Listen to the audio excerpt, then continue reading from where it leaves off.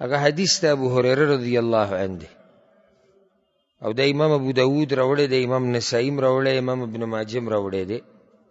هغه وی صلى رسول الله صلی الله علیه وسلم علی جنازه، رسول صلی الله علیه وسلم یو پیر په جنازه باندې مونځ وکړو. فقال نو هغه جنازه کې هغه مانځه کې دا دعا وغوښته: اللهم اغفر لحينا وميتنا وصغيرنا وكبيرنا. یا الله ته بخنو کې زمونږ ژوندو ته، زمونږ مړو ته، وصغيرنا زمونږ کشر ته، وکبیرنا زمونږ لویو ته مشرانو ته، وذکرنا وانثانا او زمونږ نارینو ته او زمونږ زنانو ته، وشاهدنا وغائبنا او زمونږ حاضرو ته او زمونږ غایبو ته.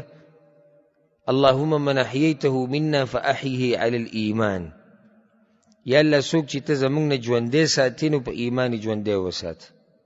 ومن توفیته منا فتوفه علی الاسلام. او څوک چې ته زمونږ نه مړ کې نو په اسلام یې مړ کړه. اللهم لا تحرمنا اجره. یا الله ته موږ د دې مړي د اجر نه مه محرومه کوه. ولا تضلنا بعده او د ده نه وروستو موږ مه بېلارې کوه.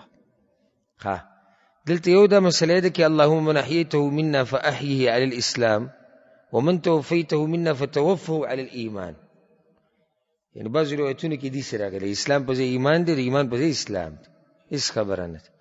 بعضو کې دا دعا دي سره اللهم لا تحرمنا اجره ولا تفتنا بعده. د دې نه بعد موږ په فتنه کې ما اچو، هغه هم صحیح دی. او کله چې سړي سره علم نه وي غټ مشکل دی که نه، کله چې سړي سره علم نه وي دی کله په روغه مسله باندې رد وکړي. لکه اوس دا دعا سړي یاده کړې ده اللهم لا تحرمنا اجره ولا تفتنا بعده، او بیا واورېده چې یاره امام صاحب دعا غواړي اللهم لا تحرمنا اجره ولا تضلنا بعده. وی ګوره جاهل ته ولا تضلنا کوم ځای کې دي؟ نو دا د علم کمی ده د سره ده. د علم کمی، د علم د کمی لوی نقصان دا دی چې کله سړی په صحیح مسله باندې رد وکړي. چېرته به دا سوچ نه کوي چې یاره بس دا زما سره چې څومره علم دی دا کافي او شافي دی، بس خبره ختمه شو، د دې نه اخوا څه نشته.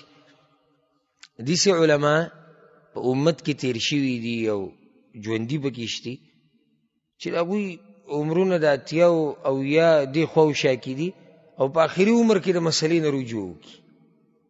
وایي دا کومه مسله چې ما دا 40-50 کاله بیان کړې د هغه کمزوري وه. 40-50 کاله بیانوله اوس څه وایي؟ کمزوري وه. نوې مسله ورته معلومه شو، نوی دلیل ورته معلوم شو، الله یې ذهن ته یو خبره راواچوله چې مخکې د هغه ذهن کې نه وه. نو چېرته به دا سوچ نه کوي چې یاره بس دا زه چې په څه پوه یم بس دا کافي دی او نور څه ته ضرورت نشته. د ساوتو پورې موته علم ته او علماو ته محتاج شو. د ساوتو پورې موته علم ته او علماو ته محتاج شو. دا ډېره ښایسته دعا ده. خو دلته ته یو نقطه ووایم، زمونږ خلکو صرف دغه یو دعا یاده کړې ده او دا یې نیمګړې یاده کړې ده. څنګه نیمګړې ده؟ د اخرنۍ 2 جملې موږ نه وایو اللهم لا تحرمنا اجره ولا تفتنا بعده یا ولا تضلنا بعده، دا موږ نه وایو. یو خو کمی دا راغی چې موږ نه ښایسته ښایسته دعاګانې هغه پاتې دي، موږ نه دي یادې کړي. کومه دعا چې موږ وایو موږ په دعا باندې اعتراض نه کوو، دعا خو شته، خو هغه دعا دې نیمګړې یاده کړې ده. بله دا چې صرف موږ په دې پورې ونښلو نو په دې کې ګورئ د دې مړي دپاره خاص دعا نشتي. ګورئ ما خو ترجمه وي تاسو واورېد، یا الله زمونږ ژوندی وبخه زمونږ مړی وبخه. په دې کې دنه دغه مړی راغی، خو دا خو عامه دعا ده، خاص خو د مړي دپاره نه ده که لکه څنګه چې هغه عوف ابن مالک د روایت هغه دعا موږ ذکر کړې هغه څنګه خاص وه. یا الله کور وله د دې کور نه غوره ورکړي، ښځه وله د دې ښځې نه غوره ورکړي، او قبر د عذاب نه بچ کو، یا الله د آخرت د عذاب نه بچ کو، یا الله د ګناهونو نه پاک. داسې دعا خو دلته نشته د هغه دپاره خاص شته نشته. بیا موږ دا یا الله زمونږ مشر وبخه، زمونږ کشر وبخه، زمونږ زنانه وبخه، زمونږ نارینه وبخه، دې کې دنه دی راځي، خو خاص دعا خو نشته. ځکه د یوې دعا پورې ختنې دي په کار. او دغه یو چې پوره یادې هغه داسې ده اللهم لا تحرمنا اجره ولا تضلنا بعده یا ولا تفتنا بعده. یا الله موږ محروم کوو د اجر نه، او د دې نه بعد موږ ګمراه کوو، د دې نه بعد موږ په فتنه کې مه واچوو. کله نه کله چا د مرګ نه بعد یو سړی فتنه کې پرېوځي یا ګمراهۍ طرف ته روان شي، نو دلته دا سوال کوي چې یا الله دغې نه م ساته. د دویمه دعا شو. دریمه دعا یې راوړې ده د واثله ابن الاسقع رضی الله عنه، او دا روایت امام ابو داود امام ابن ماجه راوړی. وی صلى بنا رسول الله صلى الله عليه وسلم على رجل من المسلمين. رسول صلی الله علیه وسلم د مسلمانانو په یو سړي باندې د جنازې مونځ کو.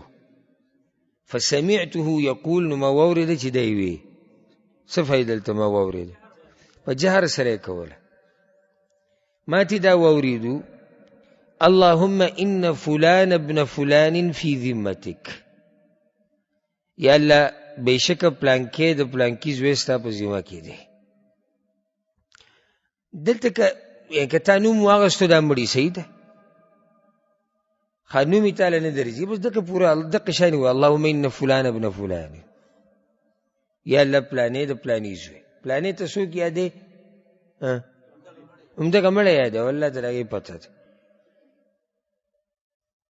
اللهم ان فلان ابن فلان فی ذمتک، ستا په ذمه کې دی. دې دعاګانو ته غوږ شي، د څومره ښایسته خوږې دعاګانې دي، او موږ ته محرومه یو. او دا خو لا پرېږده موږ ژوندو ته نه دي یاد، چې موږ ته محرومه یو، دې دلاسې زموږ هغه مړي غریبانان ته محرومه دي. ځکه چې جنازه کې خو زموږ په مړو پسې موږ ولاړ یو، که نه بهر نه بل قوم راځي، خو موږ ولاړ یو که نه. د هغوی بدبختي به ورته وایي، که د هغوی خوشبختي به ورته وایي چې شاته چې کوم قوم ولاړ له هغوی د دعا نه ده یاده، او یو ورته یاده ده، بس د هغې په معنی نه پوهېږي. او دا یو چې م چاته نه ده یاده، نو هغه یو ځي ته بل ځي کې پټېږي را پټېږي، ما ته دعا نه ده یاده.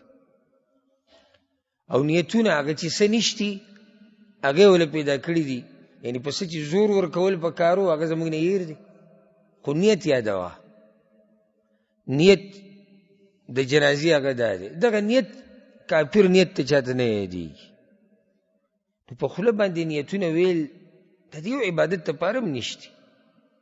بیا هغه نیت دومره اوږد دی، ما ته د اوسه پورې نه دی یاد ښه، او نه مې کوشش د یادولو کړی دی چېرته، ډېر ګران دی. هغې دپاره به ځان له کښېنې او یادوي به. هغه نیت کې ټیم ډېر واړی، او بیا وروسته جنازې چې دی هغه صحیح، هغه لنډې یو څو سیکنډ دی. ما تاسو ته ویلي زموږ یو ملګري ویلي د داسې مثال دی لکه د سړي برید چې د ګیرې نه اوږد دی. نیت اوږد دی او جنازه هغه یو څو سیکنډه ده، بس دغه نیت دی که نه، دا زړه کې چې ستا دي چې ته روانې، بس دا نیت دی، دې ته اراده وایي. ګوره چې هغه یو کار نشتي موږ له زور ورکړی ده، او کوم چې شتي او مړي ته تیم فایده ده، موږ ته تیم فایده ده، هغې له موږ توجه نه ورکوو. دا اوس دې دعاګانو ته سوچ کوئ چې د څومره ښایسته دعاګانو نه زمونږ مړي محرومه پاتې شوي دي. او دا راته ووایم که چېرته دا موږ زده نه کړی او د خپل قوم ته مو ونه ښویې که نه، نو که موته مړه شو موته به تیم محرومه پاتې کېږو. یا الله پلانې د پلاني زوی ستا په ذمه کې دی، وحبل جوارک او ستا په ګاونډ کې دی، فقیه من فتنة القبر وعذاب النار. نو وساته یا الله هغه د قبر د عذاب نه او د اور د عذاب نه. فتنة القبر د قبر فتنه ورته عذاب ورته یو شی دی، او فتنه د قبر دغه سوال جواب دی، هغه امتحان، او په هغې کې چې دننه بیا څه انسان ته رسي. دلیل دی په دې باندې چې قبر کې دننه فتنه مشتي، قبر کې دننه عذابونه مشتي. هغه مخکې دعا هغه اولنۍ دعا چې موږ ذکر کړې وه، واعذه من عذاب القبر، هلته دې چې ټکی دی، یا الله د قبر د عذاب نه یې وساته. نو دا کوم خلک چې دا وایي چې قبر کې نه عذاب شتي او نه نعمتونه شتي، دا ګمراه دي په دې عقیده کې. قبر کې عذابونه دي، قبر کې نعمتونه دي. او بعض لا را پیدا شوي دي، دا چې یو سړی لکه داسې امت کې یو څو علما تېر شوي دي، خو هغه علماو او په دې مسله کې ګمراه وو. نو هغوی بیا هم په دې مسله باندې به داسې دلایل بیانول، لکه پخوانو علماو کې شتي کتابونه ما سره پراته دي، هغو ښه جوړه خبره پکې کوي. اگر که استدلالات غلطي، خو خو بیا هم سړی زه پوهه څه نه څه لګي. خو دا نن سبا چې رقم پیدا شوي د علم ورسره هم نشته، نور څه ورسره نشته، عقل د لاسه کوي. یاره وایي قبر کې هېڅ هم نشته، بس چې دې کېښودو دا ته لکه یو لرګی کېښودو، قصې ختمه شو. بیا به وایي د قیامت په ورځ پته لګي چې دا خبره کې که نه او دا عقیده ساتي، نو د قرآن آیتونه او د رسول صلی الله علیه وسلم حدیثونه دا به لازم ورغړی، نو دا عقیده به ساتي. او د دې حدیثونو سره به څه کې که چې د قبر د عذاب ټکی پکې راغلی، دې سره به څه کوو؟ لازم به بیا د دې نه انکار کړي. او د دې نه انکار د وحي نه انکار دی. ځکه چې رسول صلی الله علیه وسلم ته خو بخپله پته نه و چې قبر کې دننه څه کېږي، خو د دې نه چا خبر کو؟ الله ته خبر کو. نو چې الله ته خبر کو هغه موږ ته ووایي وانت اهل الوفاء والحق، او یا الله ته اهل د وفا او حقی، یعنی تا هغه ذاتي چې وفاداری کې،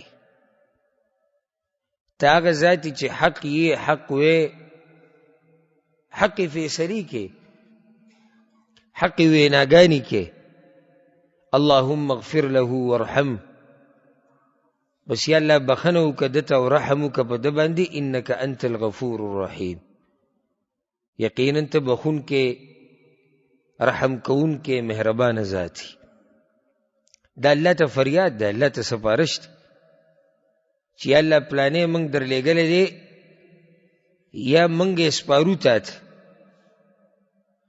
اوس ستا په ذمه کې دی او ستا ګاونډي دی چې اخو اخو قبر کې چې موږ کېدو موږ د سره څه نشو کولی. او دا خبره درته وکړم په دې زړه ولیکه، که دې ومنله ډېر به خوشحاله انشاءالله. د دې که به دې عمل وکړو نو دې اثر به په هغه ژوند کې بیا ویني چې ستا پکې بل څوک نه پکارېږي. هغه دا چې د دې دنیا والو دپاره د ځان نه لیونی مه جوړوه. د چا چې د باندې کم حق دی هغه ادا کوه، او څومره دنه کېږي د وس مطابق منډه وه، خو ځان پسې لیونی کوه مه خپل ژوند خرابوه. دا بچی، دا ښځې، دا مور پلار، دا خپلوان، دا ګورې چې ته مړ شو یو څو ورځې غم دی بیا قصه ختمه ده. لکه څنګه چې زمونږ مشران تلي دي او په موږ هېڅ تندر راونه ولیدو، څه چل شوی دی. که ته زما نه دا تپوس وکړي چې زما د مرګ نه بعد به دنیا څنګه وي، نو زه د لنډ جواب در کوم چې ستا د مشرانو د مرګ نه بعد دنیا څنګه ده.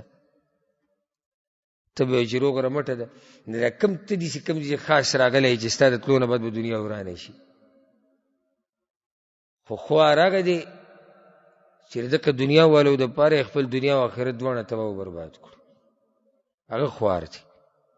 خپله دینداري کوه، خپل عبادات کوه، خپل رب راضي کوه، او چې د دنیا والو کوم په تا حق دی د وس مطابق د هغې د ادا کولو کوشش کوه. فقط خپل آخرت پې مه تباه کوه، مه پې خپله دنیا بلکل خرابوه. لکه دا راته هم د زړه یو نصیحت وکړم، لکه یو نیم سړی د نورو دپاره خپله دنیا سمه خرابه کړي. صحیح ده، لازم د سړي دنیا ته نقصان رسي. لکه پلار دی بچو دپاره منډې وهي، لازم د دنیا ته پکې نقصان رسي، خو بلکل خپله دنیا داسې په دې پونده باندې مه راکاږه چې ځان دې د مرۍ نه نیولی دی، نه ښایسته جامه اچې، نه ښایسته خوراک کې، نه د دنیا نه مزې اخلي، ځان داسې د مرۍ نه مه نیسه. یو پیر ژوند تېرول دی ګورې دنیا کې، بیا موتا نه راځو دې دنیا ته چې زه به بیا راځم او بیا به یې ښایسته تېرومه. مزې د دې دنیا نه واله چې کومې جایزې او حلالې دي، او خپل آخرت مه تباه کوه. د آخرت دپاره محنت او کوشش کوه. ورسره چې په تا باندې کوم حقونه دي، کومې ذمهواریانې دي، د هغې د پوره کولو کوشش کوه. نشي کېدی داسې نشي کېدی که نه؟ که نه ستاسو ذهن کې هغه فلسفه پرته ده چې یا به دنیا کې یا به آخرت کې. نه، آخرت دا زمونږ لوی مقصد او هدف دی. دنیا دا زمونږ ضرورت دی، څومره چې ضرورت دی دومره به یې کوو، خو ځان به ګډ وډ کوو نه. خبره ده چې کله موت ته دا مړی دی قبر کې کیدو که نه، بس د ده قصه ختمه. او هغه دا چې دا دنیا والا دله هېڅ فایده نشي ورکولی الا په هغه څه کې چې د څه شریعت خبره کړې ده. لکه د لپاره دعاګانې غواړه، د ده په نوم صدقه او داسې یو څو کارونه نور، دین علاوه هېڅوک دله فایده نشي ورکولی.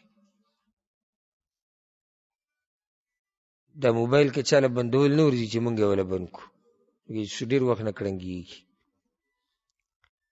نو کوشش او محنت هغه د خپل آخرت ته ښایسته کولو کوئ.